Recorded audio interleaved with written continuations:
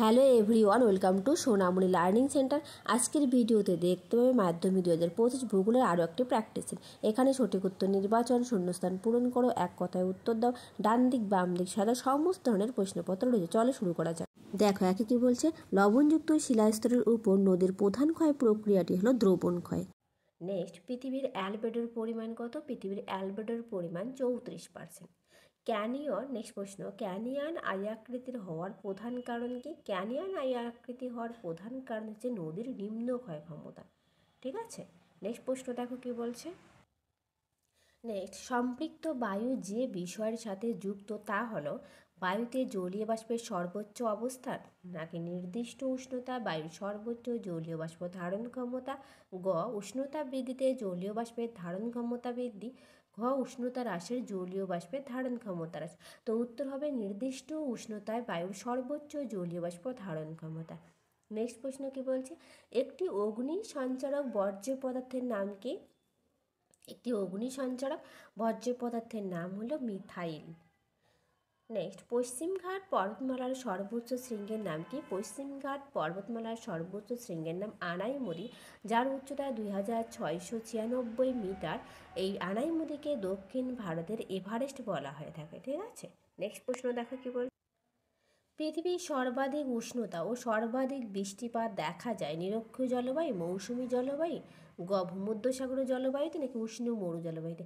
পৃথিবীর সর্বাধিক উষ্ণতা ও সর্বাধিক বৃষ্টিপাত লক্ষ্য করা যায় নিরক্ষীয় জলবায়ুতে। এই নিরক্ষীয় জলবায়ুতে 4 o'clock রেইন লক্ষ্য করা যায়, তার কারণ এখানে পরিচালন বৃষ্টিপাত বিকেলের দিকে হয়ে থাকে প্রচুর পরিমাণে, এই জন্য একে 4 o'clock রেইন বলা হয়ে থাকে। নেক্সট, বিশ্ব পরিবেশ দিবস পালিত হয় কবে? বিশ্ব পরিবেশ দিবস পালিত হয় 5ই জুন। নেক্সট প্রশ্ন, বিশুদ্ধ কাঁচামাল ভিত্তিক শিল্পটি হলো বস্ত্র বয়ন শিল্পকেন্দ্র। আমি অপশনগুলো পড়ছি না, তোমরা একটু দেখে নিও। বস্ত্র বয়ন শিল্পকে বিশুদ্ধ কাঁচামাল ভিত্তিক শিল্প বলা হয়ে থাকে। নেক্সট, ভারতের দীর্ঘতম জাতীয় সড়কপথের নাম NH-44, যার নাম আগে ছিল NH-7। ঠিক আছে, নেক্সট, ভারতের উচ্চতম জলপ্রপাতের নাম কি? ভারতের উচ্চতম জলপ্রপাতের নাম কুঞ্চিকল জলপ্রপাত। আর পৃথিবীর উচ্চতম জলপ্রপাতের নাম হচ্ছে অ্যাঞ্জেল জলপ্রপাত। তার সাথে এটাও মনে রাখবে, নায়াগ্রা হচ্ছে পৃথিবীর বৃহত্তম জলপ্রপাত। নেক্সট, বল উইভিল পোকার আক্রমণ ঘটে চা গাছে, কার্পাস গাছে, ইক্ষু গাছে, নাকি কফি গাছে? তো বল উইভিল পোকার আক্রমণ ঘটে কার্পাস গাছে। নেক্সট কে বলছে, মৌসুমি বিস্ফোরণের ফলে যে ঋতুর সূচনা হয় সেটি হলো গ্রীষ্মকাল, খ শীতকাল, গ শরৎকাল, নাকি ঘ বর্ষাকাল? তো বিস্ফোরণের ফলে যে ঋতুর সূচনা হয় সেটি হলো বর্ষাকালে। নেক্সট, ভারতের ভূবৈচিত্র্য সূচক মানচিত্রের প্রকাশ সংস্থাটির নাম কি? SOI, অর্থাৎ সার্ভে অফ ইন্ডিয়া। এর সদর দপ্তর কোথায় অবস্থিত? দেরাদুনে। নেক্সট প্রশ্ন দেখো কি বলছে। সার্ভে অফ ইন্ডিয়া সম্পর্কে আমি ডিটেলস দিয়ে রেখেছি, একটু খাতায় নোট ডাউন করে রাখবে। টপোগ্রাফিক্যাল মানচিত্র নির্মাণ করে survey of India. Survey of India ভারতীয় জরিপ বিভাগ বা ভারতীয় সর্বেক্ষণ বিভাগ নামে পরিচিত। সার্ভে অফ ইন্ডিয়ার সদর দপ্তর কোথায় অবস্থিত? দেরাদুনে। কলকাতায় সার্ভে অফ ইন্ডিয়ার শাখা রয়েছে, যার সদর দপ্তর রয়েছে উড স্ট্রিটে। নেক্সট, ভারতের সড়কপথ সম্পর্কে ইম্পর্টেন্ট কিছু দিয়ে রেখেছি। NH-19 অর্থাৎ NH-7 কলকাতা দিল্লি হলো ব্যস্ততম ও প্রাচীনতম সড়কপথ। আর NH-44 শ্রীনগর থেকে কন্যাকুমারিকা, এটা হলো দীর্ঘতম সড়কপথ। NH-966B কোচি টু উইলিংডন হলো ক্ষুদ্রতম সড়কপথ। আর NH-3 লে মানালি ভারতের উচ্চতম সড়কপথ। ঠিক আছে, প্রত্যেকটা খাতায় নোট ডাউন করে রাখবে। তার সাথে বলে রাখি, তোমরা যারা নতুন প্লিজ চ্যানেলটা সাবস্ক্রাইব করে পাশে থাকবে, পাশে থাকার বেল আইকনটি ক্লিক করে রাখবে, যাতে কোনো ভিডিও দেওয়ার আগে তোমাদের কাছে নোটিফিকেশন পৌঁছে যায়, দেওয়ার সঙ্গে সঙ্গে তোমাদের কাছে নোটিফিকেশন পৌঁছে যায়। ঠিক আছে, নেক্সট দেখো কি বলছে। দেখো জলপ্রপাত সম্পর্কে ইম্পর্টেন্ট কিছু দিয়ে রেখেছি, তোমরা খাতায় একটু নোট ডাউন করে রাখবে। ভারাহি নদীর কুঞ্চিকল হলো ভারতের উচ্চতম জলপ্রপাত, যার উচ্চতা 455 মিটার। নেক্সট, ভেনেজুয়েলা কারাও বা কারণী নদীর সাল্টো অ্যাঞ্জেল বিশ্বের উচ্চতম জলপ্রপাত, যার উচ্চতা 979 মিটার। ব্রাজিলের ইগুয়াজু বিশ্বের বিস্তৃততম জলপ্রপাত। আর যোগ জলপ্রপাত ভারতের কর্ণাটক রাজ্যের শিমোগা জেলার একটি শহর, যেটা শরাবতী নদীতে অবস্থিত, অর্থাৎ শিমোগা জেলায় অবস্থিত। দেখো বিভাগ ক্ষয়ে কি বলছে, নিম্নলিখিত বাক্যগুলি শুদ্ধ হলে সু লিখতে বলছে, অশুদ্ধ হলে অ লিখতে বলছে। একে কি বলছে, নীল নদের বদ্বী পাখির পায়ের আঙুলের মতো, এটা অশুদ্ধ। তারপর মিসিসিপি নদীর বদ্বী পাখির পায়ের মতো, ঠিক আছে। নেক্সট, ভারতের সর্বোচ্চ মালভূমি ডেকান ট্রাপ, এটা অশুদ্ধ, কারণ ভারতের বৃহত্তম মালভূমি হচ্ছে ডেকান ট্রাপ আর সর্বোচ্চ মালভূমি হচ্ছে লাদাখ মালভূমি। নেক্সট, স্ক্রাবার পদ্ধতিতে বায়ুর ধোঁয়া ও বর্জ্য নিষ্কাশন করা হয়, এটা শুদ্ধ। নেক্সট, টর্নেডো একটি নিয়ত বায়ু প্রবাহ, এটা অশুদ্ধ, তার কারণ টর্নেডো একটি আকস্মিক বায়ু প্রবাহ, ঠিক আছে। খাতায় নোট ডাউন করে রাখবে যেগুলো আমি বলবো। নেক্সট প্রশ্ন কি বলছে, পিঙ্ক সিটি বলা হয় জয়পুর শহরকে, এটা শুদ্ধ। ডিমের ঝুড়ি ভূমিরূপটি গঠিত হয় নদীর সঞ্চয় কাজের ফলে, এটা অশুদ্ধ, তার কারণ ডিমের ঝুড়ি ভূমিরূপটি গঠিত হয় হিমবাহের সঞ্চয় কাজের ফলে। হিমবাহের সঞ্চয় কাজের ফলে ডিমের ঝুড়ি গঠিত হয়। বাতাসে ভাসমান অতি সূক্ষ্ম কঠিন বস্তুকণাকে অ্যারোসল বলা হয়, এটা শুদ্ধ। বদ্বীপ সংক্রান্ত গুরুত্বপূর্ণ তথ্য দেওয়া আছে। পাখির পায়ের মতো বদ্বীপ দেখা যায় মিসিসিপি নদীর মোহনায়। আর ভারতের কাবেরী নদীতে পাখির পায়ের মতো বদ্বীপ লক্ষ্য করা যায়। নেক্সট, কাসপেট বা তিগিনো বদ্বীপ লক্ষ্য করা যায় ইতালির তাইবার বা স্পেনের এব্রো নদীতে। আর নেক্সট, ক্ষারীয় বদ্বীপ দেখা যায় ফ্রান্সের সিন ও জার্মানির রাইন নদীর মোহনায়। নেক্সট দেখো, সুন্দরবন অঞ্চলে অবস্থিত গঙ্গা ব্রহ্মপুত্র বদ্বীপের অংশ সক্রিয় অংশ। আমাজন নদীর মোহনায় বদ্বীপ গড়ে ওঠেনি। আর ভারতের পশ্চিম বাহিনী নর্মদা ও তাপ্তি নদীর বদ্বীপ সৃষ্টি হয়নি। ইম্পর্ট্যান্ট প্রশ্ন, এগুলো লিখে রাখবে খাতায়। দেখো, মালভূমি সংক্রান্ত গুরুত্বপূর্ণ তথ্য দিয়ে রেখেছি। ভারতের উচ্চতম মালভূমি লাদাখ মালভূমি, যেটা একটু আগে বলেছিলাম। ভারতের বৃহত্তম মালভূমি দাক্ষিণাত্য মালভূমি, যেটা ডেকান ট্র্যাপ নামে পরিচিত।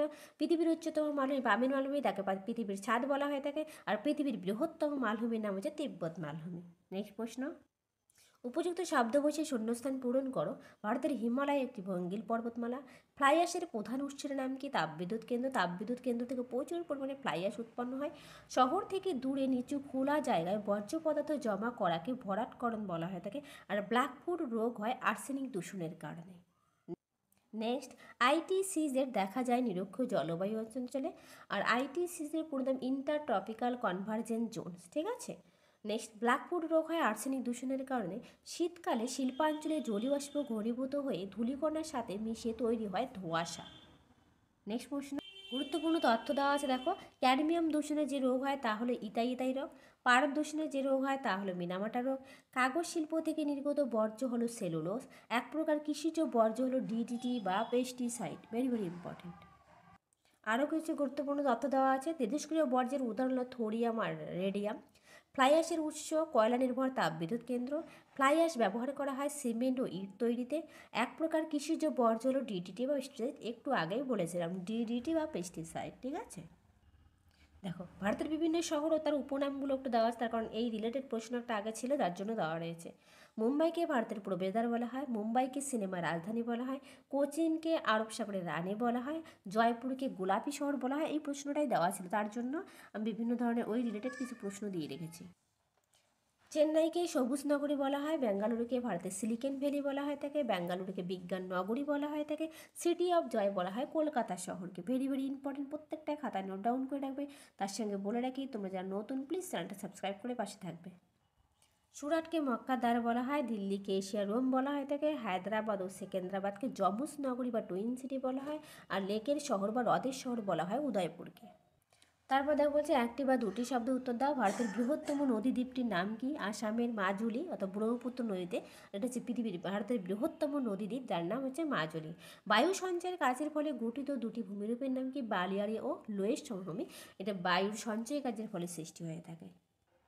তারপর দেখো, দুন উপত্যকা কাকে বলে, একটু ভালো করে দেখবে। শিবালিক ও হিমাচল হিমালয়ের মধ্যে সমতল অনুদুর্গ উপত্যকাকে উত্তরাখণ্ডের স্থানীয় ভাষায় দুন বলা হয়ে থাকে। নেক্সট, ভারতের মহাকাশ গবেষণা সংস্থাটির নাম কি? ভারতের মহাকাশ গবেষণা সংস্থাটির নাম হচ্ছে Indian space research organisation. Very very important, পরীক্ষা থাকবে এটা। ই ওয়াস্ট কাকে বলে? ই ওয়াস্ট হলো অব্যবহৃত বা বাতিল হওয়া বৈদ্যুতিক ও ইলেকট্রনিক পণ্য, যেমন কম্পিউটার, মোবাইল ফোন, এদের যেগুলো অব্যবহৃত হয় অর্থাৎ ব্যবহৃত হয় না, সেই সমস্ত জিনিসগুলি ই ওয়াস্ট বলা হয়। ভারতের দক্ষিণতম বিন্দু কাকে বলা হয়? ভারতের দক্ষিণতম বিন্দু বলা হয় ইন্দিরা পয়েন্টকে। মূল ভূখণ্ডে যদি বলে তাহলে কন্যাকুমারী হবে। তার সঙ্গে মনে রাখবে উত্তরতম বিন্দু নাম হচ্ছে ইন্দিরা কল। আর পূর্বতম বিন্দু হচ্ছে অরুণাচল প্রদেশের কিবুতু। আর পশ্চিমতম বিন্দু হচ্ছে গুজরাটের গুহারমতি। একটু খাতায় নোট ডাউন করে রাখবে। তারপর দেখো কি বলছে, বোলসন কি? বোলসন হচ্ছে মেক্সিকোর পর্বত বেষ্টিত ক্ষুদ্র লবণাক্ত হ্রদগুলিকে কি বলা হয়? বোলসন। নেক্সট, সোনালী তন্তু কাকে বলে? পাটকে সোনালী তন্তু বলা হয়, তার কারণ চকচকে সোনালী রঙের কারণে সোনালী তন্তু বলা হয় তাকে পাটকে। দেখো তারপরে কি বলছে, বাম দিকের সঙ্গে ডান দিকে মিলিয়ে লেখো বলছে। আমি বাম দিকের সঙ্গে ডান দিকে মিলিয়ে রেখেছি, তোমরা একটু দেখে নাও। ইউট্রোফিকেশনের ফলে কী হয়? প্রাণের মৃত্যু। নদীর সমভূমি প্রবাহ প্লাবনভূমি সৃষ্টি করে। কালবৈশাখী ঝড় মার্চ এপ্রিল মাসে হয়। এই কালবৈশাখী ঝড় কিন্তু আসামে বরদৈচিলা নামে পরিচিত। আর কেরল হয়েছে আম্রবৃষ্টি, কর্ণাটকে চেরি ব্লাজম নামে পরিচিত। ডক্টর উইন্ড বলা হয় হারমাট্টান। হারমাট্টান বায়ু একটা আকস্মিক বায়ু, এই বায়ুটিকে বলা হয় ডক্টর উইন্ড। ঠিক আছে। তারপর দেখো গুরুত্বপূর্ণ কিছু ছোট প্রশ্ন রেখেছি। চুনাপাথর ক্যালসিয়াম কার্বনে জিপসাম ও লবণযুক্ত অঞ্চলে নদী দ্রবণ ক্ষয় করে থাকে। অপসরণ প্রক্রিয়া, এটি বায়ুর একটা ক্ষয় প্রক্রিয়া। নদীর 4টি ক্ষয় প্রক্রিয়া রয়েছে, যেমন জলপ্রবাহ ক্ষয়, অবকাশ ক্ষয়, ঘর্ষণ ক্ষয়, দ্রবণ ক্ষয়।